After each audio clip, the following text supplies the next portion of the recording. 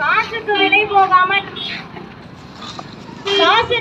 போகாம நம்ம எப்ப நம்மளுடைய தன்மானத்தையும் சுயமரியாதைக்காகவும் இனமானத்திற்காக வருகின்ற கூட்டத்தோட ஒத்துழைச்சு நிக்கிறீங்களோ அன்னைக்குதாம நம்ம வாழ்வாதாரம் உயரும்.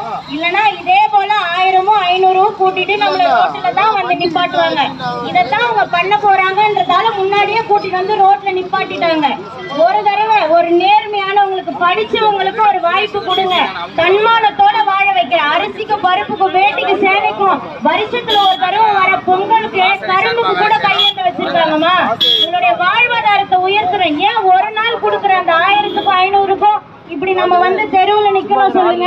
என்னுடைய தாத்தா, என்னுடைய பாட்டி, என்னுடைய பெரியம்மாக்கெல்லாம் நின்றுட்டு இருக்கீங்க. உங்களெல்லாம் பார்த்தா அறியாமையிலே நின்றுட்டு இருக்க மாதிரி தான் தெரியுது. கோவம்ன்றது வரல. ஆனா இந்த அறியாமை எப்ப மாற போகுதுன்ற ஒரு ஏக்கம் தாமா வருது. ஒரு முறை காசு வாங்கிக்கிட்டு ஒரு நேர்மையானவங்களுக்கு ஓட்டு போடுங்க. இத்தனை காருக்கு அவசியம் இல்லம்மா. இத்தனை காருக்கு ஒரே ஒரு கூட்டம் தனிச்சு நின்று போட்டிடுது. அதை ஒத்தைக்கு ஒத்து வந்து வெல்ல முடியல. இத்தனை காரோட உதவிகள், இத்தனை கவுன்சிலர்களோட உதவிகள், இத்தனை அமைச்சர்களோட உதவிகள், கோடிக்கணக்கான பணத்தோட உதவிகள்.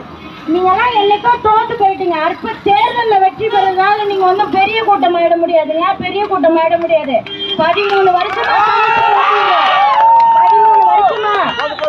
நெஞ்சில பயம் இல்ல, நேர்மை இருக்கு, நியாயம் இருக்குன்றதால பேசிட்டு போறோம். யாரோ ஒருத்தவங்க வந்து பதில் சொல்லுங்க. கள்ளச்சாராய சாவுக்கு என்ன வச்சிருக்கீங்க? 10 லட்சத்தை தவிர நாளைக்கு இந்த உயிர் போக கூடாதுன்னா என்ன உத்தரவாதம் தருவீங்க?